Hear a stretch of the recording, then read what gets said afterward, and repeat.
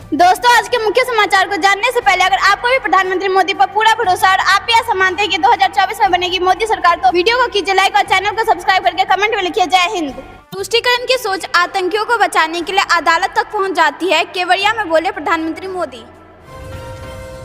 जामबाजों को उत्साह देश की ताकत है, राष्ट्रीय एकता दिवस परेड को पीएम मोदी ने किया संबोधित।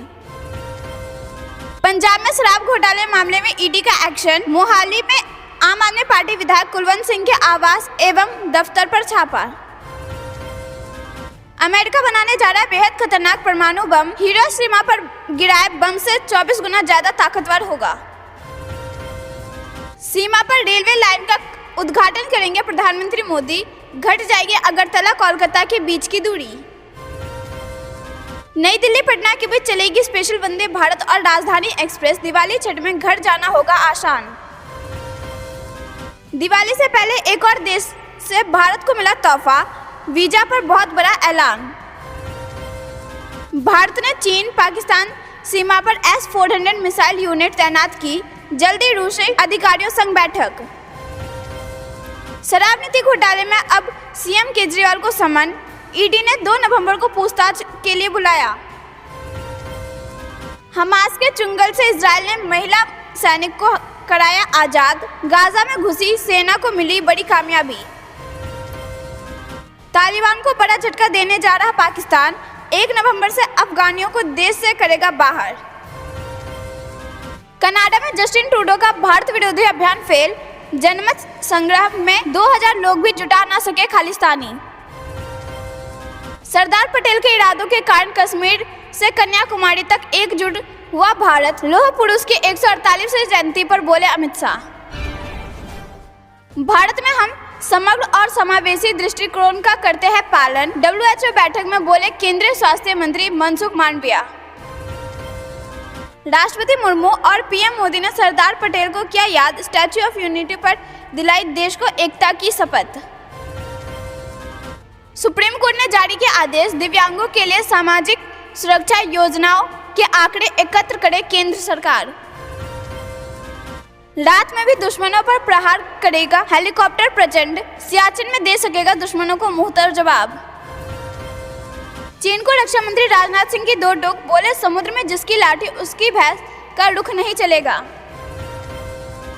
महाराष्ट्र में 31 दिसंबर तक शिवसेना और 31 जनवरी तक एनसीपी की अयोग्यता याचिकाओं निपटाएं, सुप्रीम कोर्ट का स्पीकर को आदेश। दोस्तों, अगर आपने अभी तक वीडियो लाइक नहीं किया है तो कृपया वीडियो लाइक कर दीजिए। स्मगलिंग नेटवर्क के मास्टरमाइंड को पकड़ने के लिए अंतर्राष्ट्रीय सहयोग जरूरी, वित्त मंत्री ने दी सख्त कदम उठाने की सलाह। मेट्रो कार्ड की तरह होगी पीएम ई बसों में टिकटिंग की व्यवस्था, किराया कलेक्शन में धांधली पर लगाम लगाएगी सरकार। केरल सरकार के खिलाफ बीजेपी ने खोला मोर्चा, नड्डा बोले नशे की चपेट में राज्य के युवा, मूक दर्शक बन देख रहे हैं मुख्यमंत्री। बंगाल में फैक्ट्री लगा रहे टाटा को भगाया, अब 766 करोड़ रुपए हर्जाना भरेगी ममता सरकार, वो भी ब्याज सहित। टारगेट किलिंग के बाद बारामूला से 2 स्थानीय आतंकी गिरफ्तार, पुलिस कर रही आगे की जांच। आजम खान को एक और झटका, जोहर ट्रस्ट की जमीन वापस लेगी यूपी सरकार, अखिलेश बोले गलत फैसला। जब मुद्दे नहीं होते तो ये जासूसी के आरोप लगाते हैं, विपक्ष के फोन हैकिंग के आरोप पर केंद्र सरकार का बयान। गाजा में जारी लड़ाई के बीच चीन ने नक्शे से हटाया इजराइल का नाम, हंगामे के बाद भी नहीं बताई वजह। एप्पल के सामने उठाए मामला और एफआईआर करे, हैकिंग विवाद पर विपक्ष के आरोपों पर भाजपा का पलटवार। विपक्ष पर सरकार की नजर, एप्पल ने पहले आईफोन हैकिंग की चेतावनी दी, बाद में कहा हमने कोई अलर्ट नहीं भेजा। महाराष्ट्र कैबिनेट का फैसला, मराठों को कुणबी जाति प्रमाण पत्र जारी करने की प्रक्रिया होगी शुरू। दीपावली और छठ पर्व पर योगी सरकार ने दिया तोहफा, बसों के किराए में भारी कमी। राजस्थान चुनाव को लेकर इलेक्शन कमीशन का बड़ा फैसला, इस बार 9 की जगह 11 घंटे होगी वोटिंग। एप्पल की ये एडवाइजरी 150 देशों में जारी हुए, कई नेताओं के फोन हैकिंग दावे पर अश्विनी वैष्णव बोले मामले की तह तक जाएगी सरकार। छत्तीसगढ़ चुनाव से पहले इलेक्शन कमीशन अलर्ट, आचार संहिता लगने के बाद से अब तक 10 करोड़ नगद और 30,000 लीटर अवैध शराब जब्त। मध्य प्रदेश में 15 दिनों तक बीजेपी का ताबड़तोड़ प्रचार, नड्डा रीवा तो प्रधानमंत्री मोदी रतलाम में करेंगे पहली चुनावी सभा। पूर्वोत्तर राज्य में भूमि अधिग्रहण को लेकर नितिन गडकरी ने दी चेतावनी, बंद हो सकती है कई परियोजनाएं। सरकारी कर्मचारियों और पेंशनर्स को मिलेगा 46% डीए और बोनस। दोस्तों, अगर आपने अभी तक वीडियो लाइक नहीं किया है तो कृपया वीडियो लाइक कर दीजिए। मुसलमानों को देश से निकालूंगा, डोनाल्ड ट्रंप ने दोबारा राष्ट्रपति बनने को लेकर कर दिया बड़ा ऐलान, पूरी दुनिया हो गई परेशान। महाराष्ट्र के मुख्यमंत्री शिंदे ने जरांगे से फोन पर की बात, ठोस कदम उठाने का दिया आश्वासन। मणिपुर में सुरक्षा बलों के हाथ लगी बड़ी सफलता, 21 हथगोले, मोर्टार समेत भारी मात्रा में हथियार किए जब्त। सिवान के बाद अब बिहार के गया में शराब की लूट, कई लोग कार्टून ही उठा ले गए, सोशल मीडिया पर वीडियो वायरल। महाराष्ट्र में मराठा आरक्षण को लेकर बीड में आगजनी और तोड़फोड़ के बाद एक्शन में सरकार, जांच के आदेश, सीसीटीवी कैमरे खंगालेगी पुलिस। सुप्रीम कोर्ट ने दिल्ली में बढ़ते प्रदूषण पर जाहिर की अपनी चिंता, पंजाब, यूपी, हरियाणा और राजस्थान के हफ्ते भर में हल्फनामा दाखिल करने का निर्देश। राजस्थान में राज्यवर्धन सिंह राठौर ने बीजेपी में ऑल इज वेल का दावा किया, कहा हम जीतने जा रहे। देश से पूरी तरह खत्म नहीं हुआ है कोरोना, अब भी हर दिन आ रहे नए केस। पीयूष गोयल के फोन पर भी आया नोटिफिकेशन, एप्पल को देना होगा जवाब, हैकिंग विवाद पर आईटी मंत्री का बयान। इलेक्शन 2024 के लिए बीजेपी का मास्टर प्लान, लोकसभा विस्तारकों को दिया टास्क। 2024 में ओबीसी वोटरों को साध कर जीत की हैट्रिक बनाने की कोशिश में बीजेपी, लोकसभा चुनाव से पहले बनाई नई रणनीति। दिल्ली से पटना वाया कानपुर चलेगी 32 विशेष ट्रेन, त्योहारों के मद्देनजर रेलवे का बड़ा ऐलान, वंदे भारत भी शामिल। यूपी कैबिनेट का निर्णय, पीएम आवास योजना के 2.25 करोड़ लाभार्थियों को दिवाली पर मुफ्त गैस सिलेंडर देगी सरकार। लद्दाख के दौरे पर राष्ट्रपति द्रौपदी मुर्मू, लेह में वीर बलिदानियों को किया नमन। गुरुग्राम में बीजेपी का मेरी माटी मेरा देश कार्यक्रम, अमृत कलश लेकर पहुंचे 311 मंडल अध्यक्ष, ओपी धनखड़ और नायब सिंह सैनी ने किया स्वागत।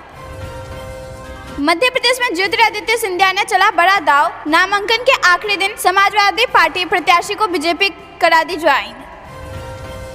समाजवादी पार्टी और बहुजन समाजवादी पार्टी की मदद करो, रूठे फूफाओं को ज्यादा मनाने की जरूरत नहीं, अमित शाह ने ग्वालियर में दी बीजेपी नेताओं को टिप्स। सीएम योगी का दिल्ली दौरा आज, केंद्रीय गृह मंत्री अमित शाह से करेंगे मुलाकात, कैबिनेट विस्तार और लोकसभा चुनाव की रणनीति पर होगी चर्चा। तृणमूल कांग्रेस को टाटा का मुआवजा राज्य के खजाने से नहीं बल्कि पार्टी फंड से देना चाहिए, शुभेंदु अधिकारी का बयान। बीड में हुई घटना को लेकर महाराष्ट्र सरकार सख्त, डिप्टी सीएम फडणवीस बोले हिंसा फैलाने वालों के खिलाफ होगी बड़ी कार्रवाई, वीडियो वायरल। मेरी माटी मेरा देश और अमृत कलश यात्रा का समापन समारोह, प्रधानमंत्री नरेंद्र मोदी ने लिया हिस्सा। राशन वितरण घोटाले में गिरफ्तार बंगाल के मंत्री से ईडी ने शुरू की पूछताछ, पूछे गए कई सवाल। अनुच्छेद 20 और 22 को अधिकारित घोषित करने की मांग वाली याचिका पर सुप्रीम फटकार, कोर्ट ने मांगा जवाब। मीडिया सरकार स्थिर है और गिर नहीं सकती, मुख्यमंत्री सिद्धोरमैया ने भाजपा नेताओं के दावे को किया खारिज। करवा चौथ से पहले सस्ता हुआ सोना, 72,500 के पास पहुंची चांदी, गहने खरीदने से पहले जारी हुए लेटेस्ट रेट। कम ब्याज पर 3 लाख का लोन, आपके सपने को आकार देगी मोदी सरकार की योजना। अयोध्या में आसमान छू रही जमीन की कीमतें, 4 साल में 20 गुना बढ़ गए रेट। अयोध्या में 5 नवंबर से 5 लाख गांवों में अक्षत बांट दिया जाएगा, दर्शन का न्योता। राम मंदिर में खुल गया नया दफ्तर। राम मंदिर को लेकर बड़ा अपडेट, 8 फीट ऊंचे सोने के सिंहासन पर बैठेंगे रामलला। अयोध्या का राम मंदिर देश के लिए सौभाग्य का विषय, सुब्रमण्यम स्वामी बोले सुप्रीम कोर्ट ने माना है कि मस्जिद केवल नमाज पढ़ने की जगह। हरिद्वार में बलवीर गिरी महाराज ने की राम मंदिर के उद्घाटन पर दीपोत्सव मनाने की अपील। वायुसेना के इंजीनियरों ने मात्र 1.5 करोड़ में तैयार कर दिया बोइंग विमान का रडार। यूएस कंपनी ने मांगे थे 20 गुना ज्यादा पैसे।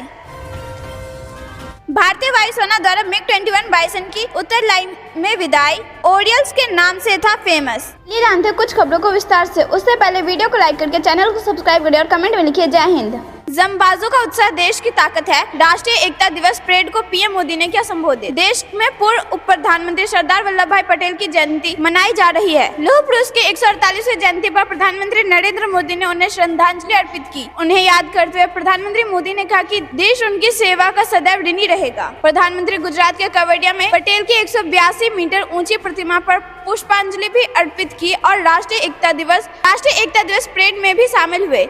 इस परेड में बीएसएफ और विभिन्न राज्य पुलिस के मार्चिंग दल शामिल हुए और अपना शानदार प्रदर्शन दिखाया। इस मौके पर पीएम मोदी ने सीआरपीएफ की महिला कर्मियों का साहसिक करतब देखा। सभी महिला बाइकर्स को पीएम मोदी और जनता की ओर से काफी सराहना मिली। परेड पर प्रधानमंत्री नरेंद्र मोदी ने कहा कि अगले 25 साल भारत के लिए इस दशक के सबसे महत्वपूर्ण 25 साल है। 25 साल में हमें अपने भारत को समृद्ध बनाना है, हमें अपने भारत को विकसित बनाना है। आज़ादी से पहले 25 साल का एक कालखंड था जिसमें स्वतंत्र भारत के लिए प्रत्येक देशवासी ने अपना बलिदान दिया था। अब अगले 25 वर्ष में हमारे लिए एक अवसर है और हमें हर लक्ष्य हासिल करने के लिए सरदार पटेल से प्रेरणा लेनी होगी। मोदी ने आगे कहा कि आज पूरी दुनिया की नज़र भारत पर है। आज भारत उपलब्धियों के लिए शिखर पर है।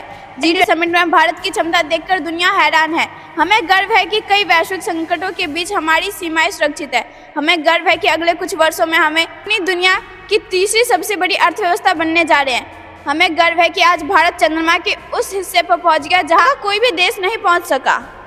दोस्तों, अगर आपने अभी तक वीडियो लाइक नहीं किया है तो कृपया वीडियो लाइक कर दीजिए। रुक करते हैं अगली बड़ी खबर की तरफ। भारत ने चीन पाकिस्तान सीमा पर S-400 मिसाइल यूनिट तैनात की, जल्द रूसी अधिकारियों संग बैठक। जी हाँ दोस्तों, वायुसेना ने पहले ही चीन और पाकिस्तान के साथ सीमाओं पर अपने 3 S-400 वायु सुरक्षा मिसाइल स्क्वाड्रन का संचालन कर दिया है। शेष 2 स्क्वाड्रन के लिए अंतिम वितरण कार्यक्रम पर चर्चा करने के लिए भारतीय और रूसी अधिकारी जल्द ही मिलने वाले हैं। भारत ने 2018-19 में S-400 मिसाइल के 5 स्क्वाड्रन के लिए रूसी पक्ष के साथ 35,000 करोड़ से अधिक के अनुबंध पर हस्ताक्षर किए, जिनमें से 3 पहले से ही देश में आ चुके हैं, लेकिन शेष 2 की डिलीवरी रूस यूक्रेन संघर्ष के कारण बाधित हो गई थी। रक्षा सूत्रों ने बताया कि 3 स्क्वाड्रन पहले ही महत्वपूर्ण क्षेत्रों में चालू हो चुके हैं, जबकि एक यूनिट चीन और पाकिस्तान दोनों पर नजर रख रही है। एक को चीन और पाकिस्तान मोर्चे के लिए रखा गया है। सूत्रों ने कहा कि रूसी और भारतीय अधिकारी शेष 2 मिसाइल स्क्वाड्रन की अंतिम डिलीवरी कार्यक्रम पर चर्चा करने के लिए जल्द ही फिर से बैठक करेंगे। अंतिम डिलीवरी समय सीमा के बारे में बहुत स्पष्ट नहीं है कि वे यूक्रेन के साथ संघर्ष में भी व्यस्त हैं। बताया कि कुछ रिपोर्ट में सुझाव दिया गया कि भारतीय वायुसेना के लिए निर्मित स्क्वाड्रन का उपयोग रूसियों द्वारा अपने उपयोग के लिए किया गया था, लेकिन कुछ भी पुष्टि नहीं हुई और भारत ने केवल अपने सिस्टम प्राप्त करने पर केंद्रित है।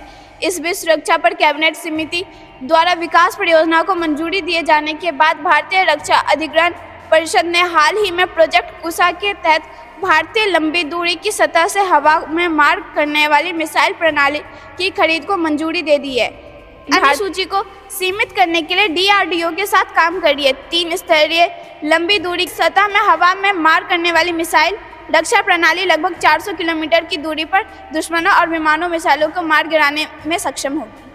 दोस्तों, अगर आपने अभी तक वीडियो लाइक नहीं किया है तो कृपया वीडियो लाइक कर दीजिए। रुक करते हैं अगली बड़ी खबर की तरफ। दिवाली से पहले एक और देश से भारत को मिला तोहफा, वीजा पर बहुत बड़ा ऐलान। जी हाँ दोस्तों, थाईलैंड अगले महीने से मई 2024 तक भारत से आने वाले लोगों के लिए वीजा की जरूरतों में छूट देगा। ये खबर भारत से थाईलैंड की यात्रा करने वालों के लिए बहुत बड़ी है, क्योंकि उन्हें थाईलैंड की यात्रा के लिए वीजा की जरूरत नहीं होगी। भारत के साथ साथ ये फैसला ताइवान से आने वाले लोगों के लिए भी किया गया है। रॉयटर्स की रिपोर्ट के अनुसार यह संदर्भ में एक सरकारी अधिकारी ने मंगलवार को कहा कि यह फैसला हाई सीजन के करीब आने पर ज्यादा टूरिस्ट को आकर्षित करने के लिए किया गया है। इससे पहले थाईलैंड ने सितंबर में चीनी टूरिस्ट के लिए वीजा की जरूरतों को खत्म कर दिया था। मालूम हो कि ताजा सरकारी आंकड़ों के अनुसार जनवरी से 29 अक्टूबर तक थाईलैंड में 22 मिलियन टूरिस्ट आए हैं, $25.67 अरब की इनकम हुई है। मामले में प्रवक्ता चाय ने कहा कि भारत और ताइवान से आने वाले लोग 30 दिनों के लिए थाईलैंड में प्रवेश कर सकते हैं। गौरतलब की बात है कि मलेशिया, चीन और दक्षिण कोरिया के बाद लगभग 1.2 मिलियन अराइवल के साथ भारत इस साल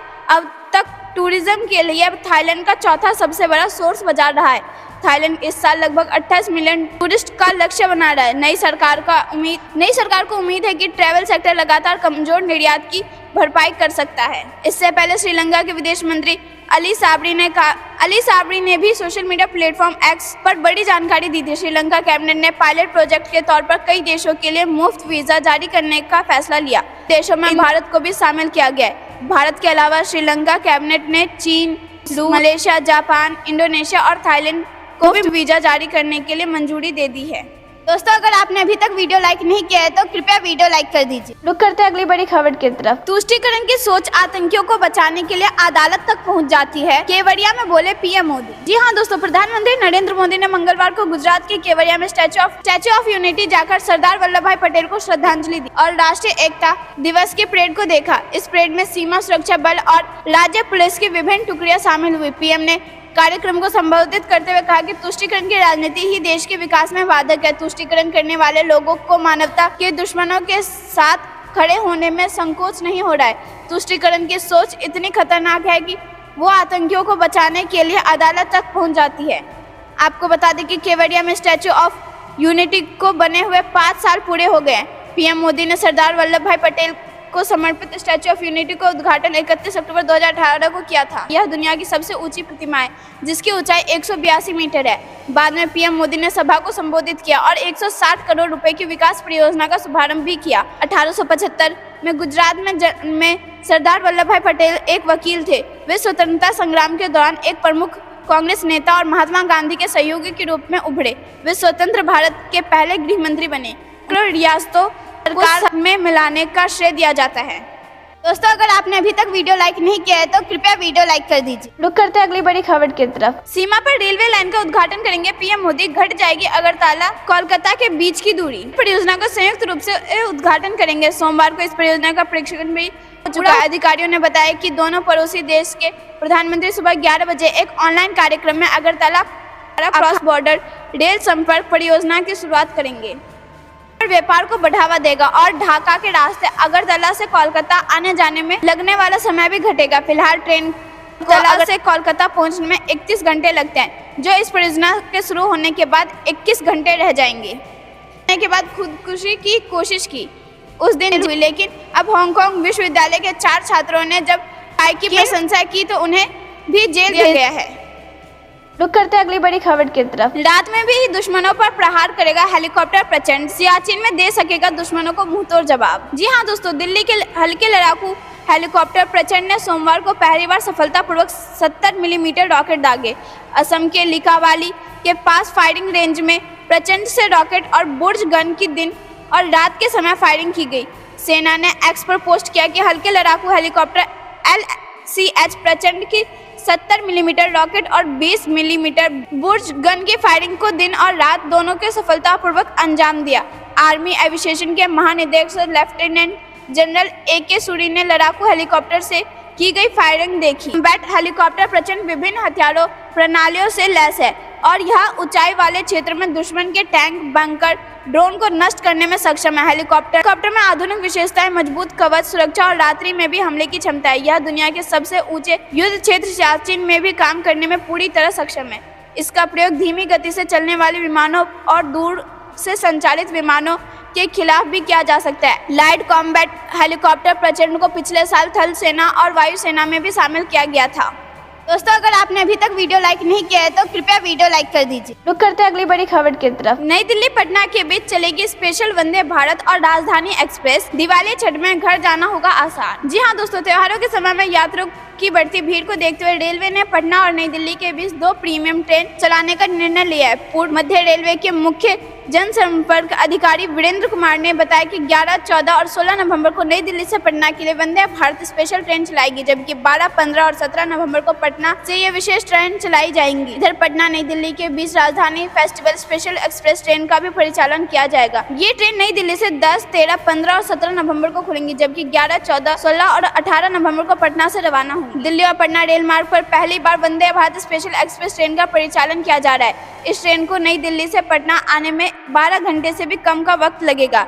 इस स्पेशल ट्रेन में 16 कोच होंगे। नई दिल्ली से पटना के लिए गाड़ी संख्या 02252 नई दिल्ली पटना वंदे भारत स्पेशल दिल्ली से सुबह 7:25 पर खुलेगी और उसी दिन शाम 7 बजे पटना जंक्शन पहुंचेगी। वंदे भारत ट्रेन कानपुर, प्रयागराज, पंडित दीनदयाल उपाध्याय जंक्शन, बक्सर और आरा रुकते पटना पहुंचेगी। यह रुक करते अगली बड़ी खबर की तरफ। शराब नीति घोटाले में अब सीएम केजरीवाल को समन, ईडी ने 2 नवंबर को पूछताछ के लिए बुलाया। जी हां दोस्तों, दिल्ली के शराब नीति में हुए घोटाले से जुड़े मामले में अब ईडी ने सीएम अरविंद केजरीवाल को नोटिस भेजा है। प्रवर्तन निदेशालय ने मुख्यमंत्री को 2 नवंबर को पूछताछ के लिए बुलाया। इससे पहले मुख्यमंत्री को सीबीआई अप्रैल महीने में पूछताछ के लिए बुला चुकी है। यह समय ऐसे समय आया जब आज ही सुप्रीम कोर्ट ने मनीष सिसोदिया को जमानत की याचिका को खारिज कर दिया। इस दौरान सुप्रीम कोर्ट ने मनीष सिसोदिया को बड़ा झटका देते हुए माना कि जांच एजेंसियों ने 338 करोड़ रुपए के लेन देन को अस्थायी रूप से साबित किया है। आम आदमी पार्टी के आधिकारिक ट्विटर हैंडल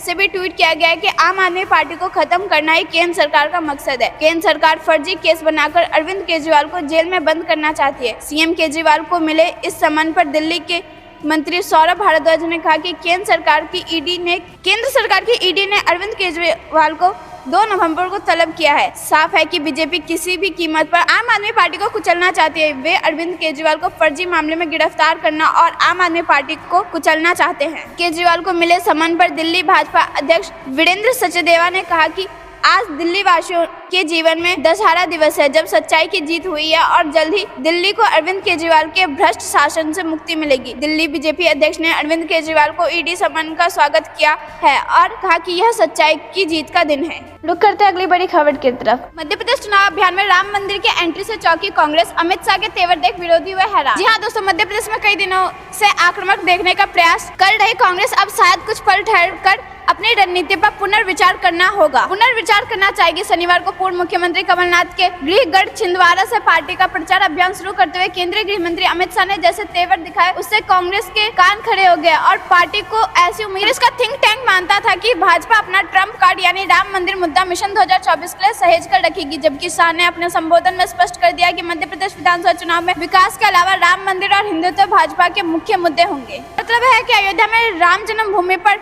निर्माणाधीन भव्य राम मंदिर में रामलला की मूर्ति प्रतिष्ठा अगले वर्ष 22 जनवरी को प्रस्तावित है। इस अवसर पर प्रधानमंत्री नरेंद्र मोदी खुद वहां मौजूद रहेंगे। इससे पहले 5 अगस्त 2020 को राम मंदिर का भूमि पूजन भी मोदी ने ही किया था। छिंदवाड़ा में शाह के भाषण पर गौर करें तो भाजपा की रणनीति साफ दिखती है। पार्टी दर्शकों तक राम मंदिर निर्माण की राह में बाधाएं खड़ी करने के लिए कांग्रेस को जिम्मेदार ठहराते हुए प्रधानमंत्री मोदी को मंदिर निर्माण और मूर्ति प्रतिष्ठा का पूरा श्रेय देगी। राहुल गांधी को रामलला का दर्शन करने अयोध्या आने का आमंत्रण देकर शाह पार्टी की आक्रामकता दर्शाते हैं। दोस्तों, ये थी दिन भर की सारी जरूरी और बड़ी खबर। अंत तक बने रहने के लिए बहुत बहुत धन्यवाद। जाने से पहले वीडियो को लाइक और चैनल को सब्सक्राइब करके बेल आइकन दबाइए और कमेंट में लिखिए जय हिंद जय।